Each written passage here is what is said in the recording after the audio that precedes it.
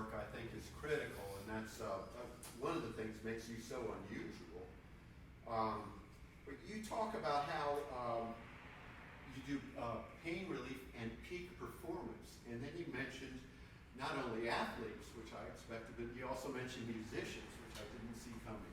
And talk a little bit about, I think we mentioned pain relief, because I think that's what brings most people, but, I'm interested in, knock on wood, I'm lucky, no pain, but boy, I could sure be a lot stronger and a lot healthier than I am, that's for sure.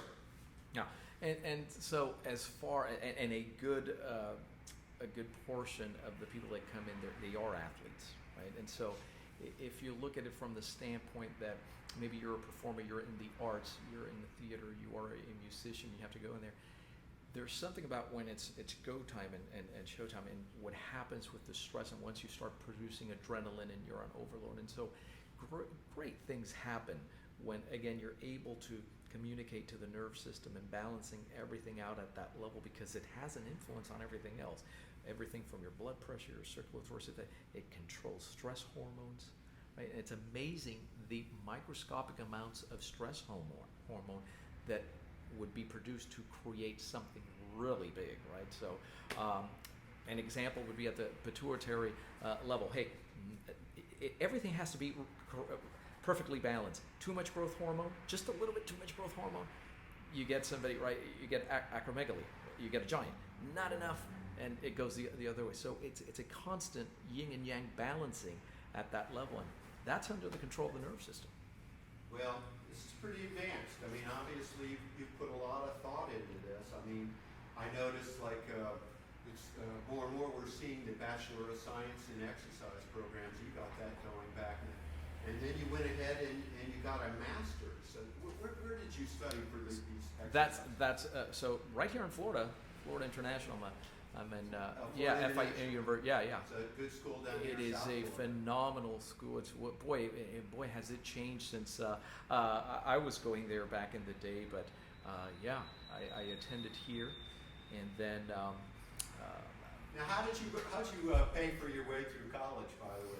So I was, as an exercise physiology major, I was already working as a personal fitness trainer.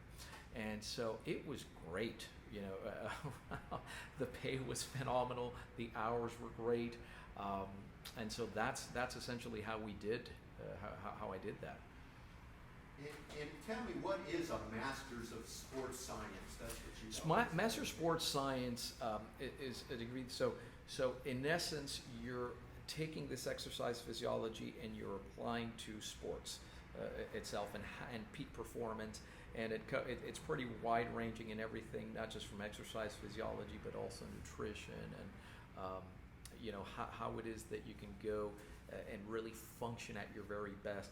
Methods of recuperation, supplementation that might help. So it's an integrative approach. I'm guessing, did you focus in on martial arts sports? Or? I didn't. It was actually, I had the honor and the privilege of working with. I was a student of Dr. Fred Hatfield, who is credited in the sports science. He's one of the co-founders of the International Sports Sciences Association, and I was essentially a disciple. I've been reading him since I was in my teens, and very early in my 20s, I went out to meet him, and I said, I think I can be an instructor for the ISSA. And I'll never forget what he said. The ISSA had course. He, of course, is a legend in the powerlifting field. Others that he had teaching, Tom Platz and others, bodybuilding legends. And he said, young man, the reason that I'm even listening to you is because you took this long drive over here to see me. So there's probably something about you, because the average individual is not going to do that, he said. But here's one question. Why would anybody listen to you? And that right there was, that was such because when you compare all these other guys, they had a name. And here's this young 20-something year old, and why would anybody listen to you? What have you done? And I said, the reason is because I know I took a leap here, and I said, I know your material better than anybody else. And I started just reciting one after another, his principles, things he said, things he wrote in what magazine, and he couldn't believe it. He was like, you know what? And so he found a spot for me in something, in the direction they were moving, and that was in the Hispanic division. And so I'm fluent in Spanish. I read it, I write it, and I worked there in developing early on and taught for him in the Hispanic division, right here locally. Biltmore, matter of fact, was the first one that I taught, was over at the Biltmore Hotel. I taught the ISSA certification in Spanish, translated their manual over to Spanish, and learned a lot from him because he brought a lot of the science to the fitness industry. Well,